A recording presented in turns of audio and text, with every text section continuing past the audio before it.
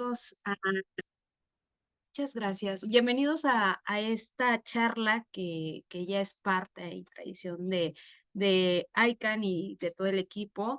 Para mí es un gusto siempre recibirlos en este espacio. Siéntanse con esas charlas que tenemos entre amigos, colegas, de compartir, de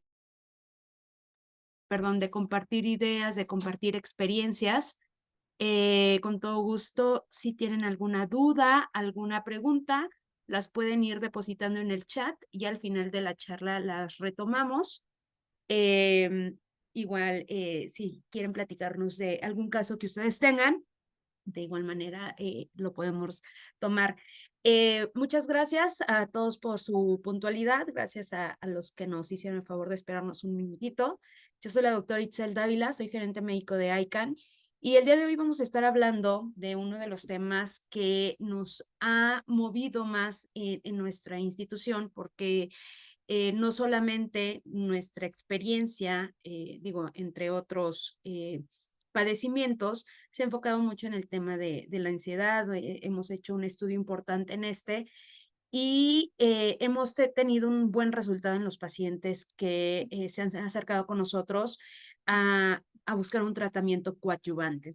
Entonces, vamos a estar hablando de la aplicación de cannabis medicinal en la ansiedad y como primer punto, eh, bueno, esto es parte de mis credenciales. Soy médico cirujano por la Facultad de Medicina, especialista en cannabis medicinal.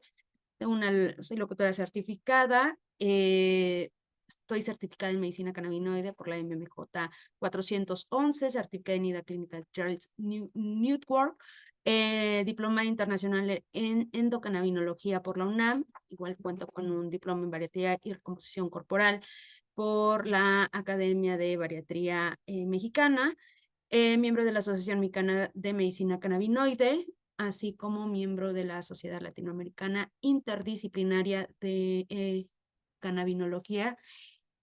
Además, soy experta en materia de farmacovigilancia. Un poco de lo que he hecho y cómo empecé a recorrer este camino de cannabis fue justo como colaboradora del Centro de Investigación de Política, Población y Salud, CIPS, de la Facultad de Medicina UNAM.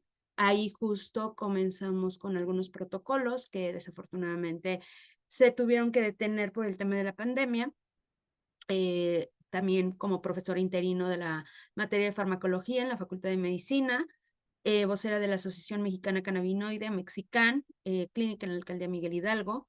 Me he dedicado a la difusión y divulgación médico-científica por más de 10 años, articulista, conferencista y profesora. Además, soy coordinadora, acá, bueno, estoy coordinando el diploma de medicina bucal en SOFES UNAM y, por supuesto, lo que les comentaba, gerente médica de ICANN. Entonces, parte de lo que hemos hecho, y bueno, me gustaría empezar con algunas generalidades de la ansiedad, solamente para aterrizar qué nos estamos enfrentando. Con el tema de la pandemia, se vino una alza importante en escuchar algo que se llama salud mental, y todos hablaban sobre salud mental, de que hay que expresarnos, de que hay que buscar ayuda, que si no solamente importaba la salud física, sino también la salud emocional, salud mental, etcétera. Pero ese es un tema o un problema que ha venido durante muchísimos años, ¿no? Entonces, afortunadamente o desafortunadamente, no sé cómo tomarlo, tomó este alce después de una situación tan delicada y tan fuerte, en donde no solamente la población, sino también los profesionales de la salud, políticos, a lo mejor el gobierno empezó a voltear y apostar en un tema que era un problema de salud, pero que no se estaba atendiendo como debía, como era los trastornos psiquiátricos, en este caso ansiedad, depresión, estrés postraumático, diversos padecimientos que hoy sabemos que tienen nombre, apellido y cómo podemos encaminar al paciente desde el primer nivel, ¿no? Porque regularmente y muy malamente se clasificaban estas personas como locas, ya estás delirando, y estás mal, y la verdad es que esta connotación llevaba al paciente a un estado, pues peor de lo que estaba viviendo, ¿no? Entonces, sí es importante que estos temas se abran y que estos espacios se abran para poder determinar cuál es la gravedad y cuál es el impacto real que estamos viviendo a nivel global. Entonces, la Organización Mundial de la Salud define justo a la salud como un estado de completo bienestar físico, mental y social. Y no solamente ausencia de afectaciones, perdón, ahí faltó el espacio, o enfermedades. Cuando hablamos de salud, hoy día hablamos de una salud integral. Hay que ver al paciente como ese todo, donde sabemos que si está bien emocional, mental, social, familiar, económicamente, el paciente puede tener una salud física también mejor o sobrellevar estos estados patológicos que a veces nos tenemos que enfrentar. Según la OMS, también por parte de tener una salud mental adecuada, pues equivale justo a tener una respuesta apta al estrés normal de la vida. Todos estamos sometidos a estrés, todos estamos sometidos a diversas situaciones que pueden poner ahí un poquito de intensidad en nuestra vida, pero justo tener salud mental habla de que yo puedo manejar eso, que yo puedo sobrellevarlo y que esto no va a afectar absolutamente con mi rendimiento ni escolar, ni laboral, ni social, etcétera. Entonces, cuando esto empieza a perder ese equilibrio, entonces empezamos a hablar de una afectación o falta de salud mental. La Organización Panamericana de Salud, la OPS, junto con la OMS, revela que los trastornos de ansiedad son el segundo trastorno mental más incapacitante en la mayoría de los países de América Latina. Y eso es grave, ¿no? Imagínense cuando una persona tiene un accidente de trabajo y le dan su incapacidad y entonces no se presenta tanto tiempo, cuando tiene una enfermedad que imposibilite el acudir a sus centros de trabajo o desempeñarse en sus actividades laborales, pues se les da estos espacios para que tengan esa recuperación. Pero no ha habido hasta el momento políticas de salud en las cuales volteamos a ver y decir, sí, la ansiedad me genera una incapacidad o una discapacidad en las personas, no rinden de la misma forma, empieza a haber sintomatología que tiende a mermar la calidad de vida del paciente y hay un impacto importante en toda la esfera de la persona. Además, los trastornos mentales representan un 23% de años perdidos por discapacidad en los países de ingresos bajos a moderados. Esto se ve relacionados con menor esperanza de vida y mayores tasas de mortalidad, ¿no? ¿Cuántos casos hemos visto tan solo en el gremio médico? ¿Cuántos casos hemos visto de pues médicos que deciden quitarse la vida por acoso laboral, por un problema de ansiedad importante, por burnout o diferentes situaciones que te llevan al extremo y desafortunadamente tienes que tomar una decisión tan drástica como quitarte la vida o tener un impacto importante en tu funcionalidad y tener una discapacidad importante. Entonces, cuando hablamos de ansiedad, hablamos de un mecanismo de defensa fisiológico ante una amenaza. El cuerpo está en amenaza todo el tiempo. Puede generar sensaciones desagradables como preocupación, irritabilidad, inquietud, hipervigilancia o agitación, entre muchos otros más síntomas.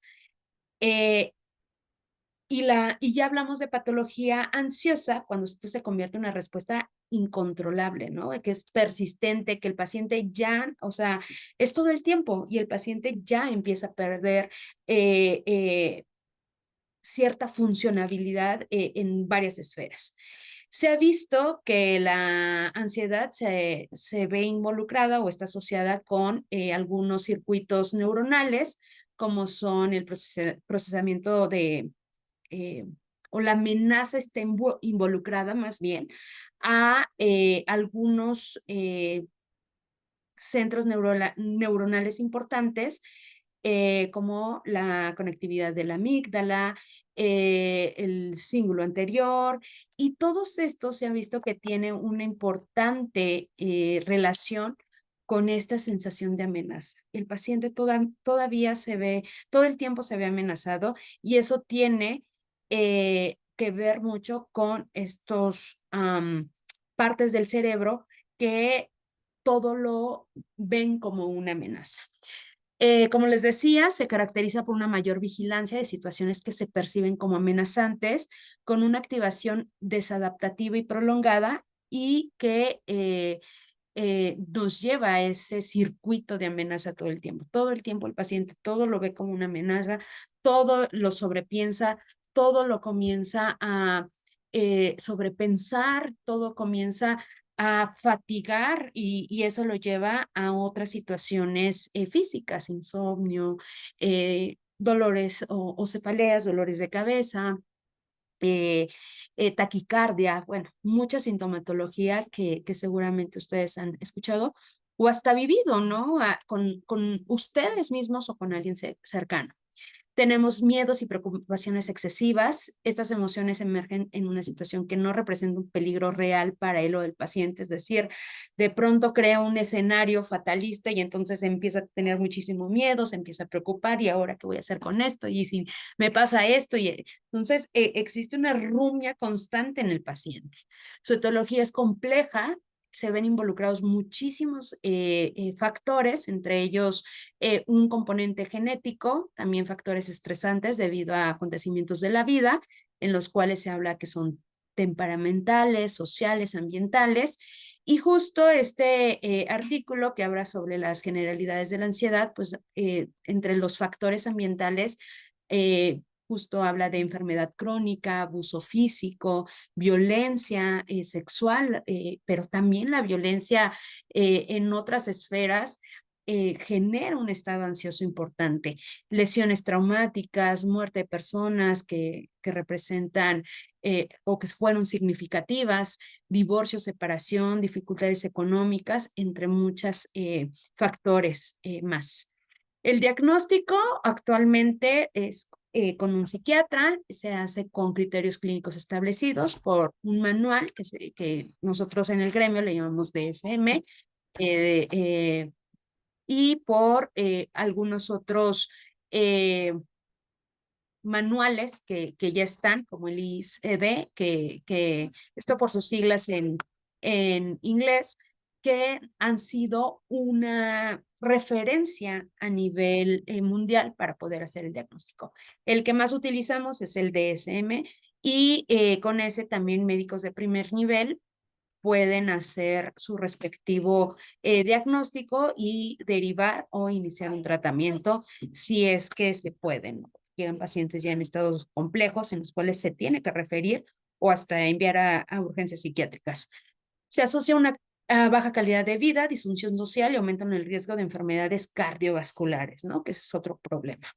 Esto ya lo vimos. Esta es parte de la clasificación que hacen estos manuales de los trastornos de ansiedad y que cómo se ven relacionados con otros tipos de patologías psiquiátricas, ¿no? El trastorno de ansiedad por separación, mutismo selectivo, trastorno de pánico, agorafobia, fobia específica, trastorno de ansiedad social, el propio trastorno de ansiedad generalizada, el trastorno de ansiedad inducida por sustancias, que son por condiciones médicas, trastorno de ansiedad no específica, no sabemos qué está detonando la ansiedad en el paciente, y el ISD-10 nos habla también de algunos muy parecidos al DSM y algunas fobias que también se ven involucradas, o el trastorno, por ejemplo, obsesivo compulsivo,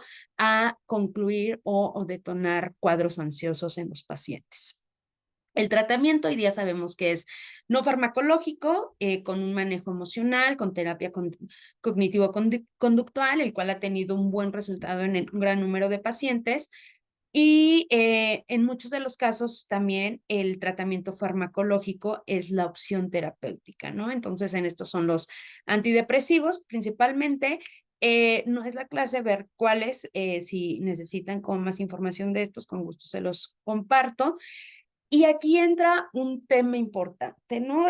No sé ustedes, doctores que nos acompañen, cuando han llegado pacientes con algún tipo de ansiedad o un cuadro de ansiedad, eh, La gran mayoría de estos pacientes, o al menos a mí me pasa mucho, llegan con un tema de, yo no quiero tomar el medicamento porque me está provocando muchos efectos adversos, porque lo estoy tomando y no me quita el cuadro, porque llevo muchos años y sigo con un tema de ansiedad, porque, bueno, miles de porques, porque, y en realidad nos enfrentamos a una persona que o ya dejó el tratamiento o está a punto de dejar el tratamiento e irse por otras alternativas que no sabemos si pueden poner en riesgo la vida del paciente, ¿no? Entonces, los fármacos, como todos los fármacos, tienen el gran tema de efectos adversos. Cannabis, por supuesto, también tiene sus efectos adversos y por eso el manejo y el control médico siempre va a ser la respuesta a cualquier tipo de tratamiento, ¿no? Hablando farmacológicamente. Entonces, los fármacos o los antidepresivos regularmente están relacionados con efectos adversos como náuseas y vómito, aumento de peso, dispepsia, sequedad de boca, insomnio, alteraciones del sueño, cefalea, agitación, sequedad en la... Ah, ya lo había puesto. Bueno, 2 veces sequedad de boca, disfunción sexual. En algunos casos también se reporta que hay un incremento en la ansiedad y entonces pues el paciente en lugar de sentir una mejoría, pues no, se siente mal, no está funcionando como quisiera o tiene en algunos casos estas alteraciones del sueño más bien se convierten en somnolencia diurna y entonces empieza a afectar las actividades laborales, escolares, etcétera. Y entonces el paciente dije, ya no quiero tomarlo. Eso me ha pasado mucho y en la mayoría de los casos pues es hacer también un trabajo de concientización en el paciente, en el que le expliques que el medicamento el antidepresivo es necesario y ver de qué forma vamos a ayudarle a que no tenga tantos efectos adversos. Entonces, en este sentido, y el tema que el día de hoy nos compete, el tratamiento a base de cannabis medicinal será una opción en estos pacientes. Sabemos hoy en día que cannabis en general tiene aplicaciones importantes y la evidencia científica reciente lo atribuye al cannabis como un buen ansiolítico, neuroprotector, antioxidante, antiinflamatorio, antidepresivo, antipsicótico e hipnótico. También se ha llevado a el estudio clínico de trastornos como estrés postraumático, ansiedad generalizada, ansiedad, insomnio, trastornos psicóticos y trastornos por déficit de con déficit de hiperactividad. Y en algunos casos hemos tenido, o en la mayoría podría decir, éxito en estos resultados, ¿no? Como en todo hay limitaciones, hay que ver que evaluar un montón de cosas referente al paciente, pero estas son las aplicaciones actuales que tenemos referente al uso de cannabis medicinal. Entonces, rápidamente, para quien no está familiarizado con el tema de cannabis, pues esta planta que coloquialmente la conocemos como marihuana, no es un término que realmente a mí me guste, sin embargo, es, creo, importante y remarcarlo pues llamarla por su nombre es cannabis.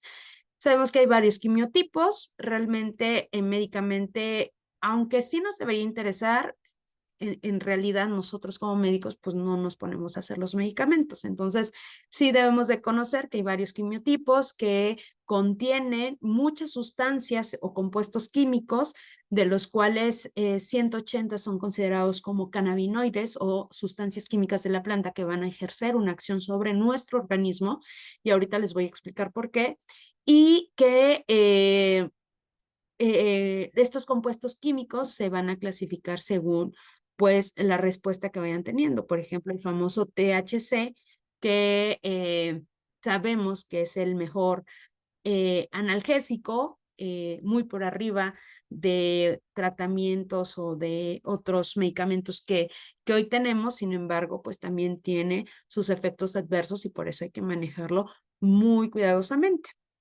Y cuando hablamos de cannabis medicinal, pues ya es un cannabis de grado médico que tiene un control de calidad, que su producción está estandarizada y que cumple con las normas internacionales para medicamentos. O sea, no es que yo, Itzel, se le ocurrió el día de hoy sembrar una plantita y voy a hacer no, es todo un proceso que se lleva desde la selección de la semilla y qué es lo que quiero que contenga esa planta, más CBD y poquito THC, sin THC, etcétera.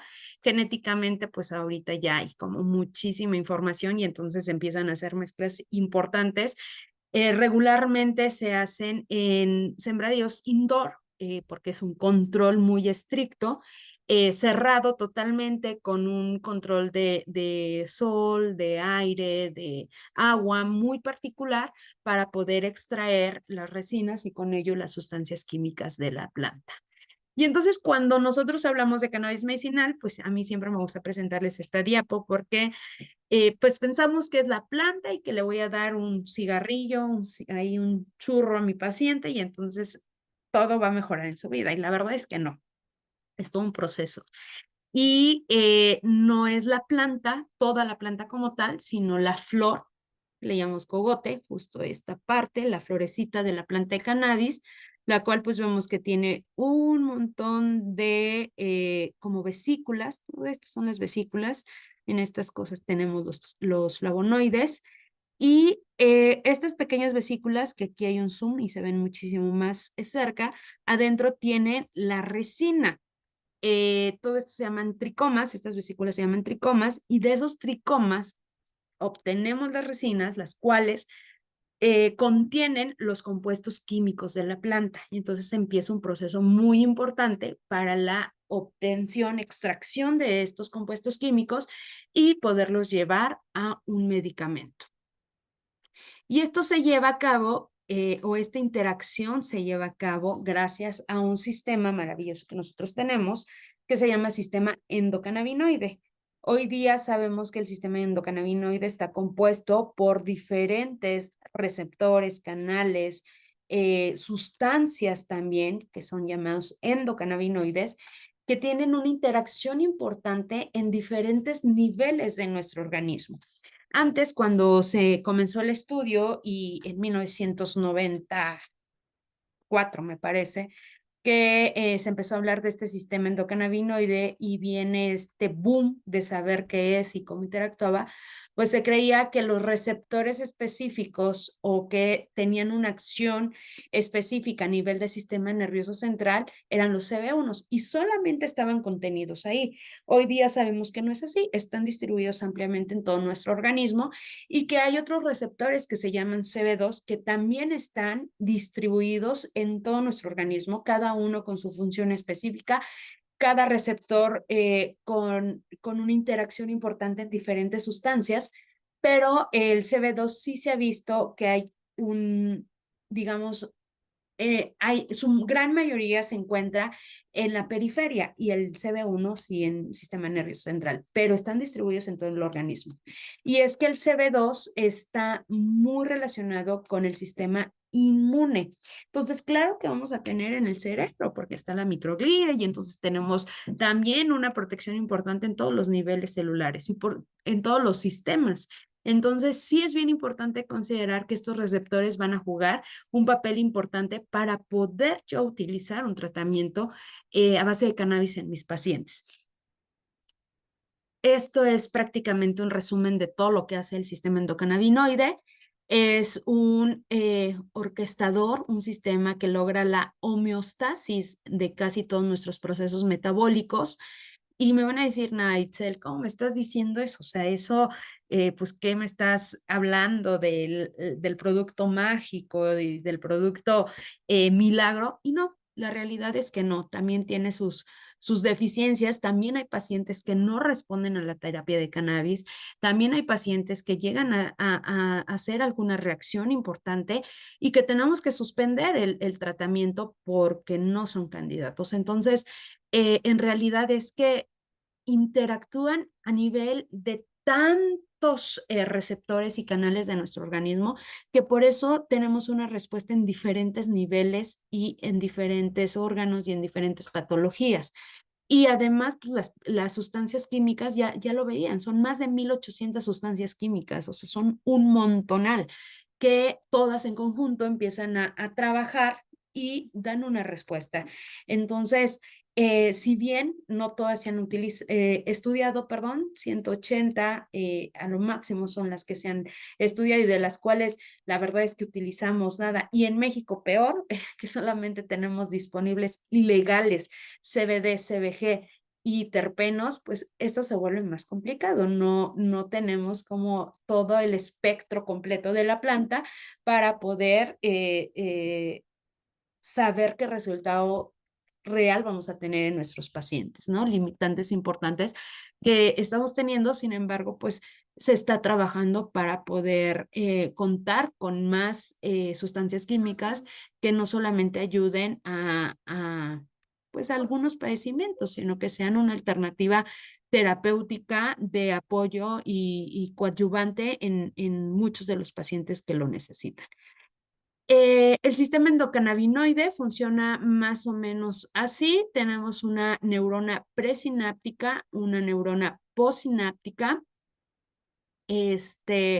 Todo es por una retroalimentación negativa, es decir, el sistema endocannabinoide o los receptores que tenemos que conforman este sistema captan en la neurona presináptica a ciertas sustancias que le dicen detén, por ejemplo. Una neurona empieza a producir un montón de un neurotransmisor y entonces GABA, o sea, yo tengo que detener a GABA de alguna forma. Entonces, lo que se ha visto es que el estímulo de una alta producción de GABA hace que en la neurona postsináptica se generen los endocannabinoides, se mande una señal y el endocannabinoide que no se encuentra en vesículas como los otros neurotransmisores, sino que se hace su producción, sale a través de canales y viaja para llegar a la neurona presináptica y llega justo a los receptores CB1, también CB2, pero bueno, principalmente CB1. Entonces, en estos, una vez que se tiene la señal del endocannabinoide, como es la anandamida, como es el 2-AG, pues entonces se frena la liberación del neurotransmisor que se está llevando o que está generándose en exceso.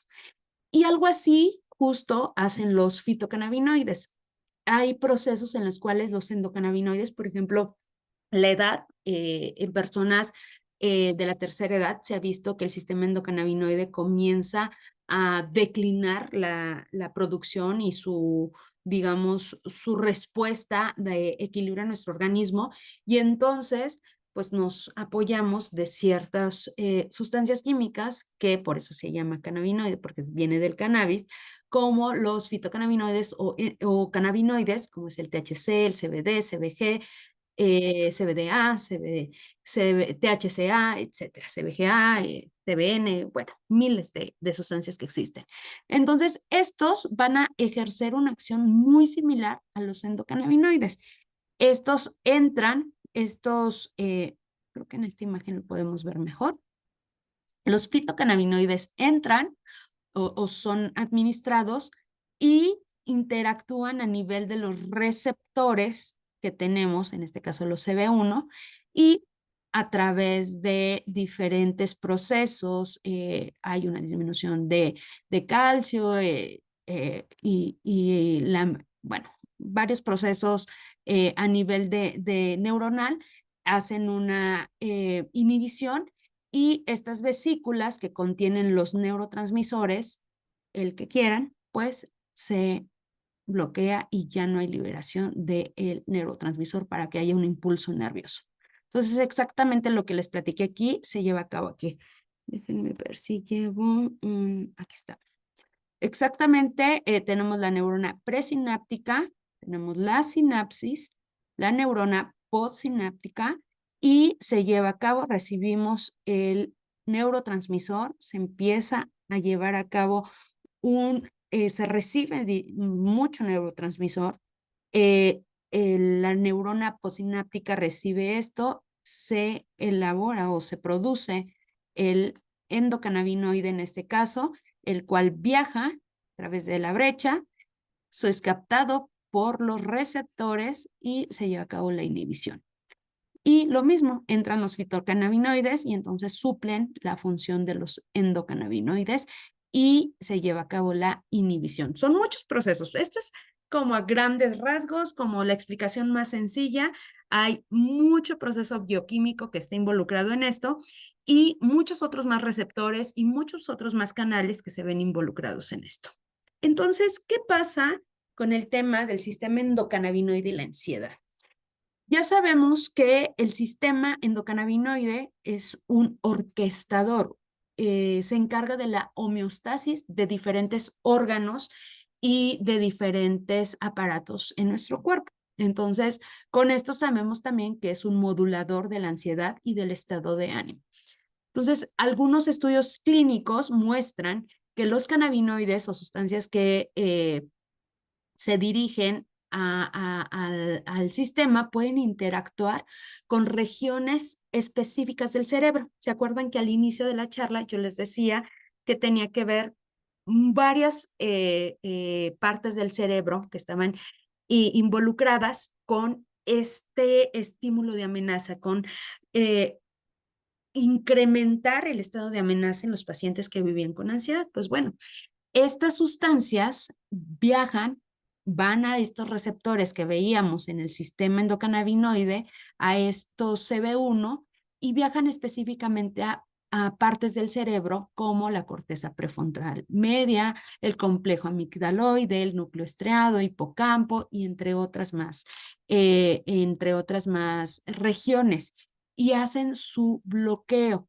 Así es como trabaja el sistema endocannabinoide y así es como los endocannabinoides tendrían esta acción importante en regular ese estado ansioso, esta amenaza constante en los pacientes.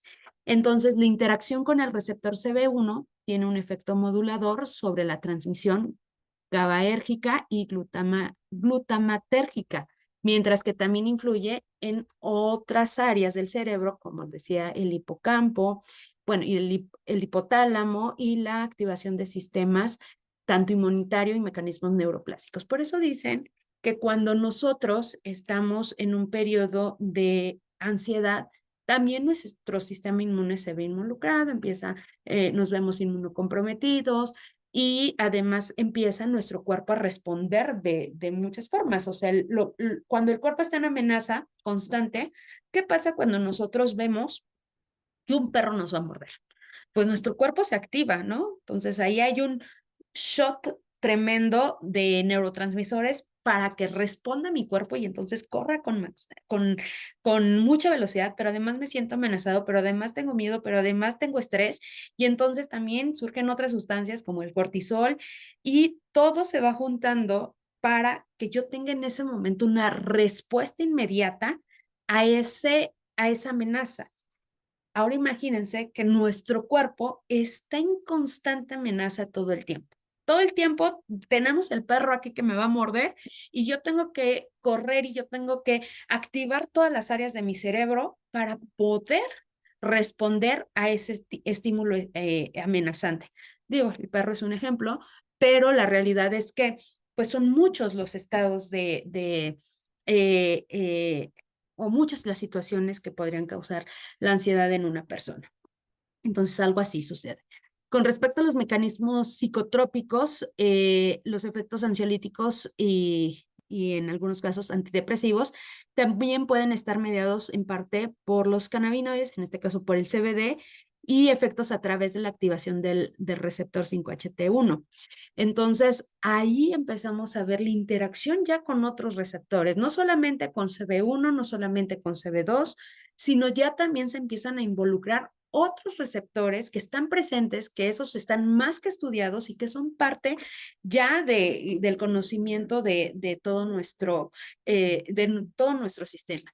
Y también algunos estudios han demostrado que el CBD puede inhibir parcialmente los efectos psicoactivos del THC. Entonces, por eso, en algunos estudios se recomienda el uso de CBD en combinación cuando un paciente se le está dando THC. ¿Por qué? Porque el efecto del THC A nivel del sistema nervioso central, sí tiende a generar cuadros importantes del paciente. Por ejemplo, un paciente con psicosis, yo no le voy a dar THC porque incrementaría los cuadros psicóticos de este paciente y entonces, pues no mejoraría. A este paciente no nada más le daría CBD como un modulador y eso tendría una mejor respuesta a mi paciente sumado a su tratamiento. Esto es súper importante. La terapia con cannabis medicinal no viene a sustituir ningún tipo de medicamento ya establecido que contamos en nuestras guías, que el psiquiatra, perdón, determina y que es lo mejor. Si un medicamento, si después de un recorrido importante con varios médicos, con varios tratamientos, no hemos tenido un control en el tema de ansiedad, podemos usar un coadyuvante, como coadyuvante en la terapia de cannabis, pero no viene a sustituir y no viene a reemplazar. En algunos casos se puede disminuir la dosis de este antidepresivo y entonces quedarnos con una dosis chiquita y una dosis un poco más alta de CBD, porque el CBD, a pesar de que sí tiene efectos adversos, son dosis dependientes. Entonces, ahorita, más adelante, vamos a ver que no necesitamos una dosis altísima para tener una respuesta en algunos pacientes. En otros seguramente sí, y es hacer una evaluación completa del paciente para determinar qué le voy a dar y cómo le voy a dar el medicamento. Entonces yo les decía que la planta de cannabis pues, está compuesta de muchas sustancias. Entre ellas tenemos los cannabinoides que les decía, aquí está nuestro CBD, aquí está nuestro THC, el CBG, el CBD, CBN, aquí está. Eh, Otras formas que se han estudiado, las formas ácidas, y entonces todos estos cannabinoides empiezan a jugar una función importante en nuestro organismo cuando se da la planta con total, o sea, la totalidad de la planta. Pero yo como médico y con los tratamientos de los cuales hoy en nuestro país está aprobado, que es la medicina magistral, puedo determinar que solamente yo le quiero dar CBD a mi paciente, que no me quiero dar con una terapia de CBG o una terapia con THC, porque les digo, está en un cuadro psicótico y entonces se me va a poner más psicótico. Entonces, puedo yo ir determinando de qué forma podemos hacer este manejo y cuál es el cannabinoide que voy a utilizar. Pero también existen otras sustancias presentes en la planta y en otras plantas, por supuesto, que tienen una función terapéutica y que está sumamente comprobado su uso, por ejemplo, el linalol, que está presente también en la lavanda, el limoneno, el cariofileno, o sea, son diferentes, se llaman terpenos y son sustancias que sí han sido estudiadas, que muestran una importante acción en diferentes patologías y que las podemos utilizar y que las podemos combinar. Y también hay otro grupo que también se encuentra presente en la planta de cannabis, que son los flavonoides. Estos, los terpenos, es las sustancias que le dan el olor a las plantas. Los flavonoides son estas tintas como amarillitas, naranjosas que veíamos cuando les enseñé el cogote de la flor de cannabis. Y yo ahí me limito un poco si su uso, más bien no los utilizo porque los efectos terapéuticos solamente han sido estudiados in vitro. Entonces yo la verdad ahí sí me limito un poco en hacer recomendaciones, pero el caso es de que también están presentes en la planta de cannabis. Y entonces juntos se hacen algo que se llama efecto séquito o entourage effect. Entonces, sabiendo o entendiendo que la suma de cada una de las partes de la planta de cannabis es mejor que una sola, ¿no? Es mejor darle terpenos más cannabinoide que solamente darle un cannabinoide. Vamos a tener un mejor efecto. En algunos casos hay que evaluar al paciente, hay que ver qué tanto va a responder y qué tan necesario es que yo añada un terpeno en mi paciente. Si yo no creo que necesario o no veo por la sintomatología o la patología que esté presentando, pues entonces no se agrega el terpeno. Pero la verdad es que hemos tenido muy buena respuesta con estos. Entonces, me voy a enfocar un poquito en el CBD porque pues es la molécula que no solamente está estudiada o muy estudiada en el tema de la ansiedad, sino es la disponible en nuestro país a nivel legal, ¿no? La que está legalmente en nuestro país, que podemos prescribir, que nosotros como médicos no nos vamos a meter en ningún problema, que también como pacientes no vamos a tener bronca si yo voy a viajar y llevo mi medicamento a base de cannabis. Entonces, no porque el THC no esté permitido en nuestro país, el THC sí está permitido, pero todavía no tenemos THC legal, pero muy pronto. Yo tengo esa esperanza que muy pronto lo vamos a tener y vamos a poder ayudar a muchos pacientes. Entonces, el CBD es un agonista y además también un antagonista funcional en receptores transmembrana, en canales iónicos, en transportadores de neurotransmisores y que también está involucrado en esta estabilidad de las membranas. Entonces, vemos que aquí el CBD va a interaccionar no solamente con dopamina, con 5-HT, con el canal TRPV1, eso le decía que hay un tema con otras moléculas como el potasio, como el calcio, y entonces las membranas se ven bloqueadas y entonces esto es lo que impide que sigan saliendo las vesículas de los neurotransmisores. Y también regula algunas enzimas como la FAT, que es la enzima que degrada a la anandamida. Entonces, si nosotros damos CBD, vamos a tener más anandamida y resulta ser que la anandamida es una molécula que tiene un parecido molecularmente o químicamente con el THC. Entonces, sus efectos a nivel de nuestro organismo es muy importante. Entonces, si yo estoy produciendo anandamida y yo le doy además CBD, voy a hacer que la anandamida esté más tiempo en mi organismo y no se degrade tan fácil. Entonces, y por supuesto con los receptores CB1 y CB2. Así es más o menos como el CBD, perdón, interacciona con los diferentes receptores y por qué está siendo una buena alternativa en cuadros como psicóticos, en ansiedad, en epilepsia, en insomnio, algunos estudios cardiovasculares, en el dolor, por supuesto, en algunos pacientes con cáncer y en temas crónico-degenerativas como diabetes, que también ya hay estudios referentes a esto, porque está involucrado con CB1, CB2, GRP55, los GRP2, 5 y 12, con diferentes canales, TRPM8, 5-HT2, o sea, serotonina, con los FAT, con el canal TRPV1, TRP, o sea, todos los TRPV, los PAR, GABA, canales iónicos. Entonces, está involucrado con un montón de moléculas y por eso tiene una acción en diferentes padecimientos. No porque sea milagroso, no porque sea la panacea, no, nada de eso.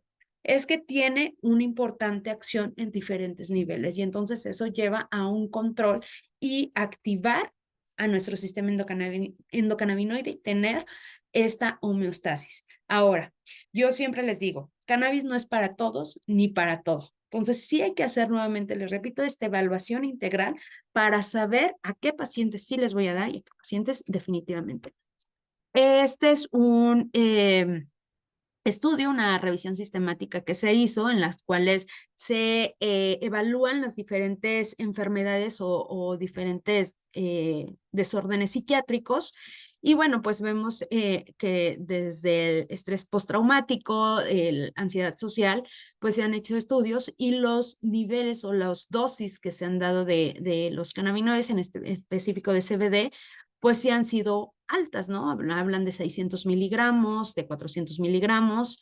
Aquí nos hablan de la metodología, de cuántas personas se les dio. Aquí fueron 24 pacientes, las cuales se les dio CBD y placebo una hora antes de tener una presentación en público y cuáles fueron los resultados, ¿no? Entonces, el doctor Kripa, por ejemplo, ha presentado diferentes estudios y las dosis ideales son las que más han tenido respuesta es de 300 a 400 miligramos. Ellos hicieron un estudio con 100 miligramos y se dieron cuenta que no tenían una respuesta tan favorable, que no controlaba también la ansiedad. Y cuando se fueron a 600 miligramos, se dieron cuenta que había mayor grado de ansiedad, ¿no? Entonces, ellos llegaron a la conclusión de que entre 300 y 400 miligramos era una buena dosis, pero tiene efectos adversos. Recordemos que les decía, es dosis dependiente. Entonces hay que tener cuidado de cómo le estamos dando y sobre todo si lo estamos combinando con algún otro antidepresivo, porque entonces ahí surge algo que se llama interacción medicamentosa y entonces ahí también podemos tener efectos adversos importantes. Por otro lado, se hacen otros estudios, igual aquí es con CBD, ya sea en cápsula o en spray, de 40 miligramos, se les dio una dosis de 49 miligramos, perdón, durante 8 semanas y hubo una reducción, pues no tan significativa, nada más del de 28%. Entonces, pues, como en todo hay limitaciones y hay que seguir estudiando y hay que hacer estudios muchísimo más amplios y más profundos. Y en este, para depresión, hicieron el estudio con algo con un Nabiximol, que contiene THC y CBD a una dosis similar, digámoslo así. Se dio 2.7 miligramos de THC y 2.5 miligramos de CBD a 263 pacientes. Ya fue un estudio un poquito más largo y hubo efectos adversos importantes. Ahí hay que tener cuidado con el THC y sobre todo pues con la dosis dependiente. Vuelvo a lo mismo. Entonces, no, o sea, en este estudio, por ejemplo, no se evidencia que un Nabiximols, perdón, tenga una acción importante en el control de la depresión. Entonces, a lo mejor valdría la pena explorar con una dosis más alta de CBD o sin THC, ¿no? O sea, hay que ver cómo responderían los pacientes. Por otro lado, en este estudio se habla sobre el desorden bueno, el trastorno de ansiedad generalizada y cómo hubo una reducción significativa de la ansiedad, sobre todo por la captación en ciertas regiones del cerebro que hablamos hace un ratito. Entonces, el CBD sí se asoció con una disminución significativa de la ansiedad. Hubo una reducción en la captación en el giro hipocampal, en el hipocampo, en la circunvalación temporal inferior, bueno, en diferentes regiones de nuestro cerebro y en el giro cingulado posterior. Estos resultados sugieren que el CBD reduce la ansiedad y que esto está relacionado con sus efectos sobre las actividades en las áreas del cerebro límbico y paralímbico. Entonces, es una pequeña muestra de cómo el CBD sí está ejerciendo su acción en diferentes niveles, esta modulación y que evidentemente pues necesitamos de mucho más estudio y mucho más que sobre todo clínico para saber además pues efectos adversos, para saber tener ya una base de dosis, porque actualmente estamos con la parte, o al menos aquí en México, en otros países sí ya hay medicamentos como tal de cannabis, pero en México son fórmulas magistrales, entonces estas se adaptan al paciente y por eso se le tiene que dar un seguimiento muy estricto. Y bueno, pues este es el artículo que nosotros escribimos. Empezamos a tener pacientes con ansiedad y con síntomas pues, muy relacionados como el insomnio. Y entonces la revista Drugs in Context nos hizo la invitación de presentar una serie de casos, solamente fueron 4 casos clínicos, limitante, ¿verdad? Porque la muestra fue muy pequeñita y cada uno con diferentes fue muy personalizado, diferentes características, etcétera. Tratamos de tomar una muestra muy similar, tanto la doctora Elisa Sacal como una servidora, de pacientes con características un poco similares para que fuera pues al menos un poco representativo, pero pues con sus limitantes que por supuesto referimos en el artículo. Y bueno, este es el primer o una de las figuras que nosotros presentamos que me encanta porque mostramos justo la acción tanto antagonista como agonista del CBD y cómo esta va a estar jugando un papel importante en diferentes niveles, ¿no? O sea, cuando yo hablo de sistema endocannabinoide y hablo de cannabis, inmediatamente pienso nada más en CB1, pero no, el CBD al ser tomado, pues también se ve involucrado en como agonista de diferentes, de otros receptores o como antagonista de otros muchos más, ¿no? Entonces, creo que este juego y esta interacción que hace el CBD es lo que ha llevado a tener resultados tan prometedores en diferentes patologías, ¿no? Entonces, por ejemplo, al ser un buen agonista de el TRPV1, por ejemplo, pues también hay un control ahí del tema del dolor, ¿no? Entonces, yo a mi paciente a lo mejor lo estoy tratando por un tema de ansiedad, pero resulta que le dolía algo y de repente me dice, ay, doctor, es que desde que toma el medicamento ya no tengo dolor de esto, ¿no? Entonces, sabemos y entendemos por qué es. No es por magia, ni panacea, pero sí sabemos porque está involucrado en diferentes niveles.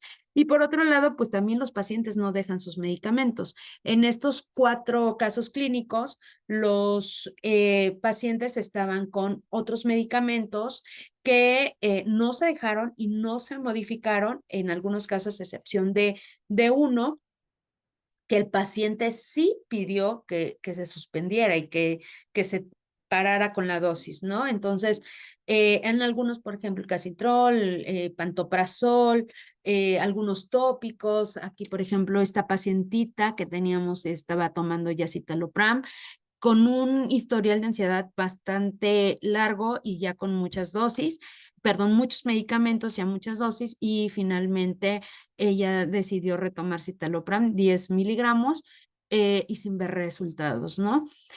También hubo casos en esta paciente, sobre todo, que la terapia cognitiva era parte fundamental de su proceso y que también ayudó a tener una buena respuesta. Algunos otros como este paciente, el caso 3, que él sí, de plano, su interés y su acercamiento fue porque él quería dejar la vortioxetina y él tenía como dosis inicial 7.5 miligramos y bueno, pues él la quería dejar de lleno, se hizo un trabajo de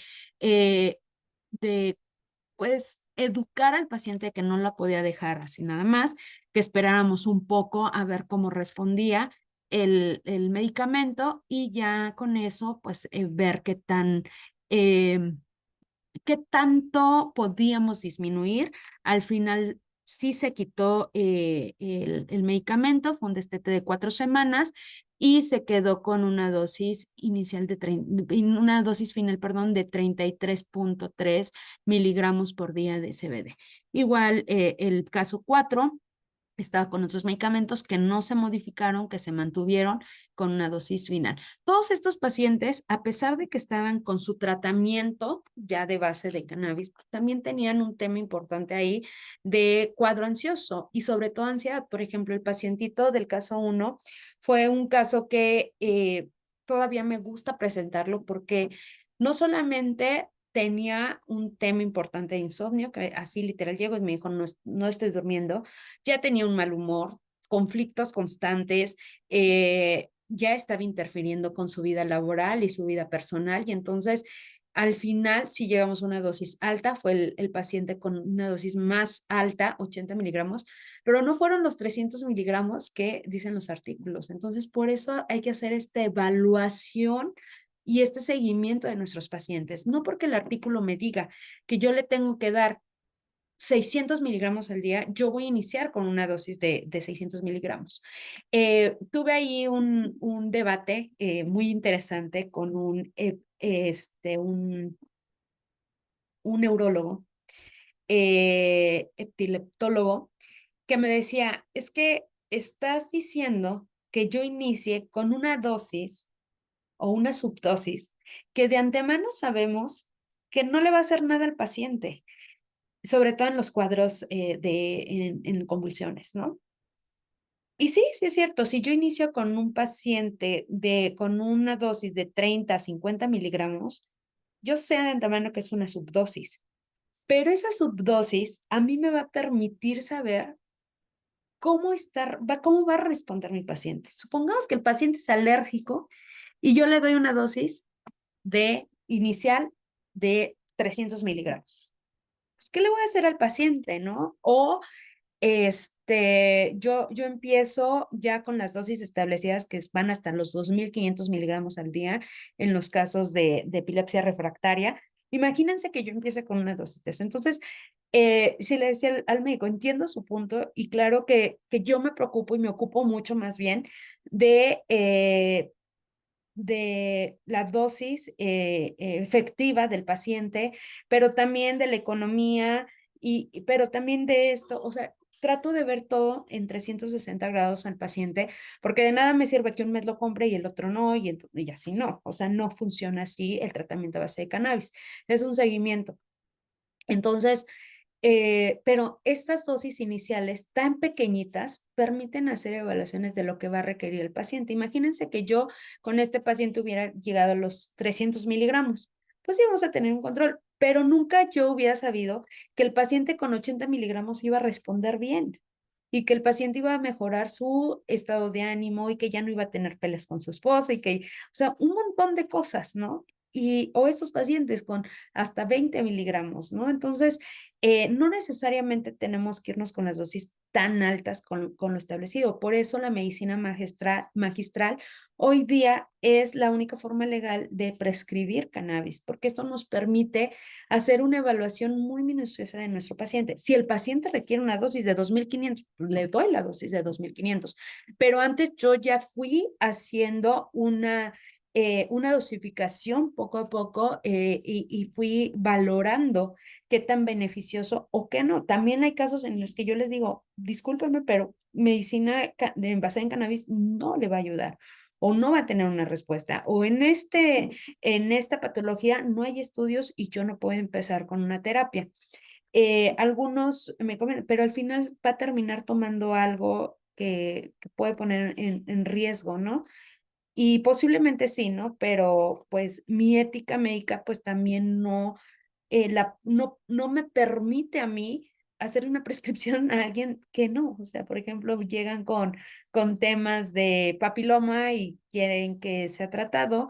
Podría ser un buen modulador a nivel del sistema inmune, pero pues en realidad no hay ningún estudio que me hable de papiloma humano y cannabis medicinal, ¿no? Entonces, sí es un poco a veces complejo transmitir esa información y sobre todo que el paciente se vaya, eh, pues claro con cuando sí es un candidato y cuando no lo es.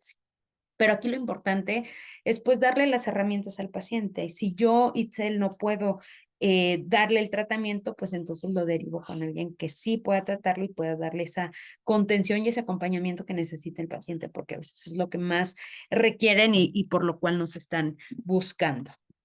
Entonces, estas fueron nuestras conclusiones. La prescripción personalizada de CBD puede ser una opción de tratamiento con un amplio rango de seguridad y eficacia cuando se combina con terapias cognitivas. Puede ayudar a reducir la ansiedad y sus síntomas relacionados, como el insomnio, mejorando la calidad de vida de los pacientes y permitiéndoles interactuar mejor con su entorno. Además, no se observaron ni reportaron efectos adversos, ya sea que el CBD sea administrado como terapia farmacológica con un solo fármaco o cuando se utilizó en combinación con otros medicamentos, y algunos pacientes incluso mostraron mejoría en otras enfermedades concomitantes, ¿no? Como la presión arterial, que mejoró en algunos de ellos, porque produce vasodilatación. Entonces, tiende a haber una mejoría. Sus limitaciones, por supuesto, es una muestra bastante pequeñita, pues simplemente podemos decir no representativa. eh, los pacientes tenían características muy propias, o sea, no fue una selección que hicimos eh, que posiblemente sí hubo un sesgo por la edad o por la dosis o etcétera. También eso es importante remarcarlo. y que no fue una terapia única, ¿no? En algunos de los casos, pues también estuvo sumada la terapia cognitiva, no farmacológica, y la farmacológica. Sin embargo, pues sí tuvimos una buena respuesta, los pacientes mejoraron y nuestro objetivo en todos los casos era mejorar la calidad de estos pacientes y ese objetivo se cumplió en cada uno de ellos. En el tema de insomnio, pues más o menos sistema endocannabinoide y cannabis se ve de esta forma. Ya les decía que está conformado el sistema por diferentes receptores, canales, etcétera. Y entonces hay una importante interacción de los cannabinoides, en este caso, con los receptores, en este caso TRPV1. Entonces, al ver una buena acción y una eficacia, ayuda a que se active la anandamida y entonces esto active por ende a nuestro sistema endocannabinoide. Algunos estudios, el CBD se asoció con un mayor tiempo total de sueño y excitaciones menos frecuentes, con 160 miligramos al día, otros con 40, 80 y 160 miligramos. Sin embargo, a dosis bajas de 15 miligramos al día, cuando se coadministra con THC, no tenemos un efecto en el tema de insomnio. Al contrario, aumenta la vigilia de los pacientes y entonces no es recomendable, o al menos este estudio nos habla de que no es recomendable el uso de THC para tratar el tema de insomnio. Y se ha hecho algunos otros estudios en los cuales se han hecho moléculas análogas al CBD para tener una buena respuesta. Y en el 2013, Chagas y su equipo evaluaron los efectos de la administración aguda de CBD en ratitas. Esto fue un preclínico, pero ellos se dieron cuenta que el CBD sí tenía un efecto importante en aumentar el tiempo total de sueño, en la latencia del sueño y en el porcentaje de las ondas lentas del sueño reparador durante el periodo de luz, ¿no? Entonces, es un paso que se tuvo para ver qué tan importante era la administración de CBD y posteriormente vinieron estos estudios con análogos del CBD. Son moléculas muy inestables y entonces difícilmente las podemos llevar a, o como el CBDA en la forma ácida del CBD, que es muy bueno, pero difícilmente se pueden llevar a medicamentos porque su inestabilidad es importante.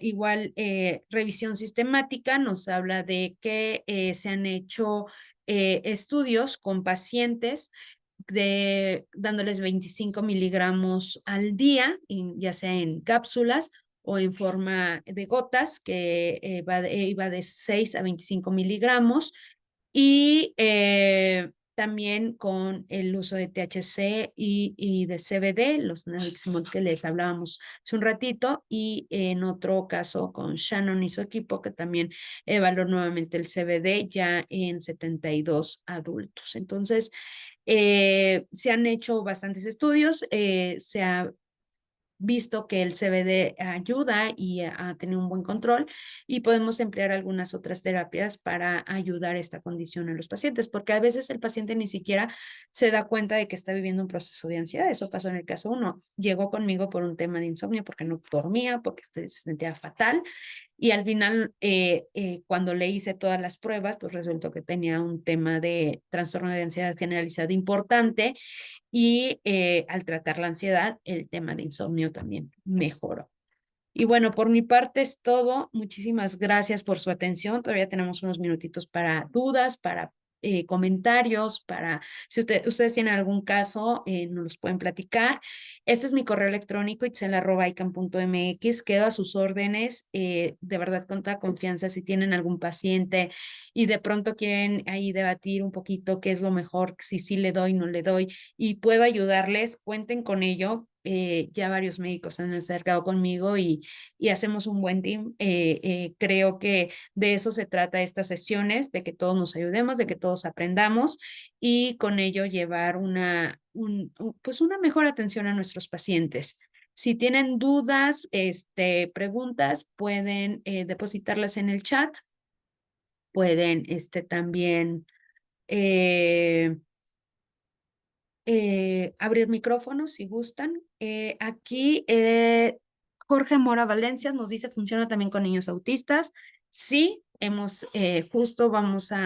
estamos documentando el caso de unos pacientitos que tengo con autismo. Llegaron conmigo por justo temas de insomnio, de que no dormían nada.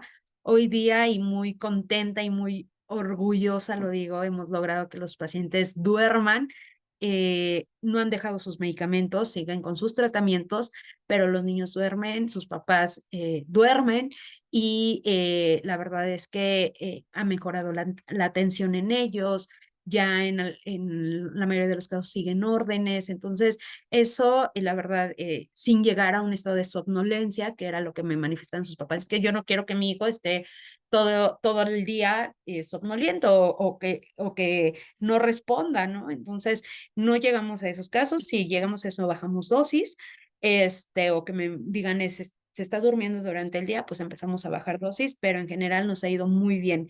Si tiene alguna duda, algún caso en específico, escríbame por favor y con todo gusto lo revisamos. Antonio Martín, muchísimas gracias por el apoyo brindado para mejorar la atención de mis pacientes. Gracias. No, con todo gusto. En lo que podamos ayudarle, doctora, por favor, cuente con ello. Para eso estamos. No veo más preguntas en el chat. No sé si alguien quiera dar alguna aportación o quiera compartirnos algo. Si no, podemos dejarlo hasta aquí. De todos modos, cualquier duda, recuerden mi chat, mi correo electrónico, perdón, es itzel@ican.mx y por ahí podemos estar conectados. Cada mes tenemos sesiones, algunas son exclusivas para médicos, algunas como esta están un poquito más abiertas al público para que pues también hagamos esta educación y como comunidad crezcamos y nos informemos de lo que es bueno para mí y para mis pacientes. Entonces, el próximo mes tendremos nuestra charla. Ustedes si son médicos y no pertenecen o no están afiliados a ICANN, pueden afiliarse, es totalmente gratuito.